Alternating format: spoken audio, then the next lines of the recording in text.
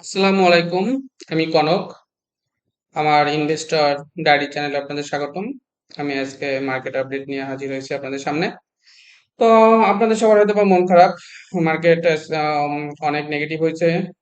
35 পয়েন্টের মতো minus market. সুতরাং স্বাভাবিকভাবে আপনাদের মন খারাপ হওয়াটাই নর্মাল একটা ব্যাপার। বাট আমি গতদিনও বলছিলাম যে মার্কেট অ্যাকচুয়ালি ভালো হবে। মার্কেট খারাপ হওয়ার খুব একটা জায়গা নেই। তাহলে প্রশ্ন হতে পারে তাহলে মার্কেট কেন খারাপ হইলো? অ্যাকচুয়ালি মার্কেট যে খুব একটা খারাপ হয়েছে আমার ধারণা, আমার নিজস্ব মতামত হচ্ছে যে আমি মার্কেট নিয়ে হতাশ না। মার্কেট নিয়ে আমি আশাবাদী। মার্কেটে তেমন কিছুই হয়নি অ্যাকচুয়ালি, এবং যেটা হয়েছে সেটা রিজনেবল এবং এটার পিছনে স্ট্রং রিজন আছে। মার্কেটে কি হয়েছে আমি আপনাদের দেখানোর চেষ্টা করব অ্যাকচুয়ালি মার্কেটে কি ঘটছে। আমি আজকে শেয়ার বাই করছি। আমি পার্সোনালি আজকে প্রচুর শেয়ার বাই করছি, এবং আমি আপনাদেরকে আপনারা চাইলে আমি আপনাদেরকে প্রুফও দেখাতে পারি। এবং আমি অ্যাগ্রেসিভলি শেয়ার বাই করছি, কারণ আমি অনেক লো রেটে কিছু শেয়ার পাইছি যেগুলো ওই রেটে কখনো থাকার কথা না এই মুহূর্তে। ওকে। তো আজকে মেইনলি মার্কেট ক্র্যাশ করার কারণ হচ্ছে ব্যাংক। একমাত্র ব্যাংকই মার্কেটটাকে ফেলে দিছে, এবং তারপরে পাবলিকে প্যানিক সেল করছে, অন্যান্য শেয়ার গুলো সেল করছে। তো ব্যাংকের যে কারণে এটা হয়েছে সেটাও অ্যাকচুয়ালি রিজনেবল।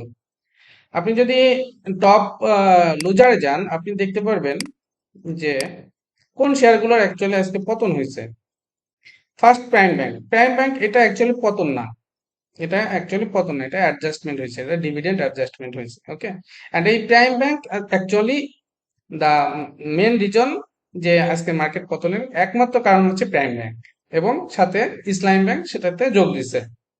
তো প্রাইম ব্যাংকের এই ডিভিডেন্ড অ্যাডজাস্টমেন্টের কারণেই সকাল সকাল ইন্ডেক্সটা মাইনাস ছিল। অন্যান্য দিন কি হয়, সাধারণত অন্যান্য দিন যেটা হয় সকালবেলা ইন্ডেক্সটা পজিটিভ থাকে, দেন একটা বাড়তে থাকে, একটা সময় যে দুপুরের পরে যে কিছু সেল প্রেশার আছে, দেন আছে যে মার্কেটটা একটু স্লো হয়ে যায়।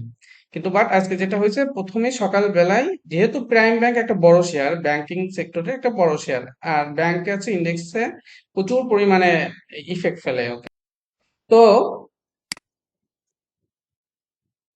যখনই সকাল সকাল প্রাইম ব্যাংকটা মাইনাস হয়ে গেছে, অর্থাৎ ডিভিডেন্ড অ্যাডজাস্টমেন্ট হয়েছে, তখন দেখা যাচ্ছে টাকাই আছে যে ফেলে দিছে, এবং যখন এই 7-8 পয়েন্ট মাইনাস দেখছে তখন সাধারণ পাবলিকে সেল করছে, এবং এখান থেকে বড় বড় যারা ইনভেস্টর আছে, লাইক ইনস্টিটিউট বা বিগ ইনভেস্টর, তারা এখান থেকে অপরচুনিটিটা নিয়ে নিছে আর কি তারা। তো আপনি যদি ইন্ডেক্স মুভারে যান, আমাদের ইন্ডেক্স মুভারে যাই, আমরা দেখতে পাচ্ছি নেগেটিভ কারা করছে অ্যাকচুয়ালি। নেগেটিভ সেই শেয়ারগুলো করছে ইসলামী ব্যাংক, লাইক, হ্যাঁ। তো ইসলামী ব্যাংকের এখন প্রায় যেখানে আছে, এই শেয়ারটা থার্ড কোয়ার্টার ইপিএস মাইনাস। ওকে। তো এই বর্তমানে যে সার্কুলারটা দেওয়া হয়েছে ব্যাংকের ক্ষেত্রে, সেই হিসাব অনুসারে ইসলামী ব্যাংক অ্যাকচুয়ালি ডিভিডেন্ড দিতে পারবে কি পারবে না, এটার উপরে একটা কনফিউশন আছে। কারণ তাদের অ্যানুয়াল ইপিএস কেমন আসবে সবকিছু মিলে তাদের কি পরিমাণ হচ্ছে যে ঋণ আছে, ব্যাড লোন আছে, সেগুলোর উপর ডিপেন্ড করে অ্যাকচুয়ালি ইসলামী ব্যাংক ডিভিডেন্ড দিতে পারবে কি পারবে না সেটা নিয়ে পাবলিকের ভিতরে, সবার ভিতরে একটা কনফিউশন আছে। এবং রিসেন্টলি একটা নিউজ হয়েছে যেটা হচ্ছে যে সব ইসলামী ব্যাংকগুলোকে একভূত করে দুইটা ইসলামী ব্যাংক করা হবে, এই টাইপের একটা কথা আসছে। সুতরাং সেটা কিভাবে হবে, তার ইফেক্ট কি পড়বে, এটা একটা ম্যাটার যেটা উম, আমরা কেউ জানি না এখনো, যে কারণে ইসলামী ব্যাংকের উপর একটা প্রভাব পড়ছে। এই শেয়ারটা দেখুন ফ্লোরে ছিল অনলি 33 টাকায়, সেই শেয়ারটাকে নিয়ে যাওয়া হয়েছিল 71 টাকায়।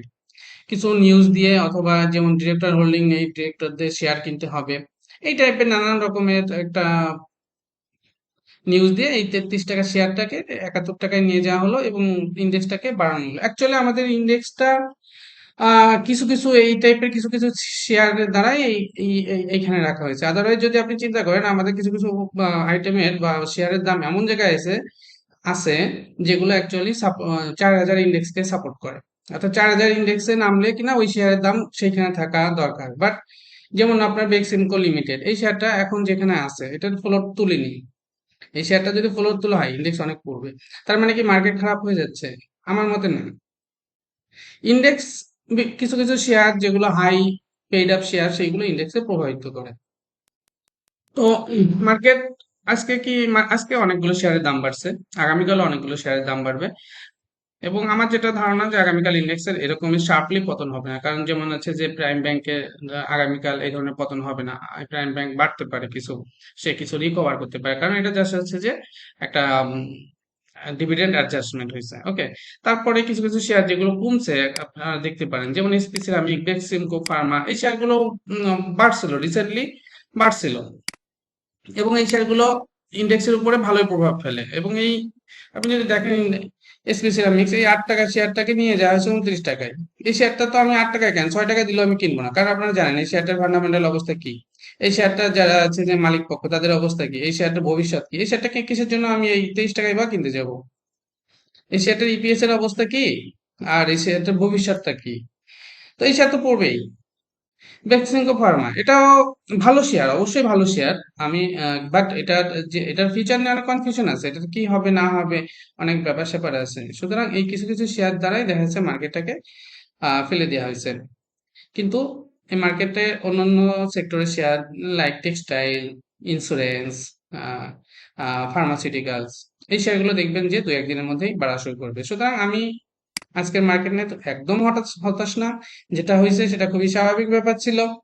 এবং আমি এটা মার্কেট যদি আরো ইন্ডেক্স মাইনাস হয় সেটাতেও কোনো সমস্যা নাই, কারণ অন্য ইন্ডেক্স মাইনাস যে শেয়ারগুলো করবে সেই শেয়ারগুলো দেখা যাচ্ছে আমাদের কাছে নেই। আপনারা এখন অধিক দামে কিনছেন কিনা আমি জানি না, বাট সেই শেয়ারগুলো সাধারণত পাবলিকের কাছে কমই আছে। এবং যে শেয়ারগুলো পাশাপাশি যে শেয়ারগুলো অন্যান্য সেক্টরের শেয়ারগুলো আছে সেগুলো দেখবেন যে রিকভার করবে, ইভেন তারা হচ্ছে মানে ব্রেকআউট করবে, এবং হচ্ছে সেগুলো বাড়বে। এটা আপনারা মোটামুটি শিওর থাকতে পারেন। সুতরাং মার্কেট নিয়ে হতাশার কিছু নেই, আগামী দিন এভাবে মার্কেট শার্পলি ফল করবে না। হ্যাঁ, ইসলামী ব্যাংক কিছু একটু কমতে পারে আবারও, ওকে, ব্যাংক সেক্টর কিছু একটা কমতে পারে। বাট যেহেতু আজকে প্রাইম ব্যাংকের অ্যাডজাস্টমেন্টের কারণে এই হিউজ পতনটা হয়েছে, আগামীকাল এটার এই হিউজ পতনটা হবে না, এবং মার্কেটটা দেখা যাচ্ছে যে পজিটিভ সেন্টিমেন্টে থাকবে। ওকে, মার্কেট নিয়ে হতাশ হওয়ার কিছু নেই, মার্কেট ভালো হবে। আপনারা যে যে শেয়ারে আছেন সেই শেয়ারগুলো হোল্ড করেন।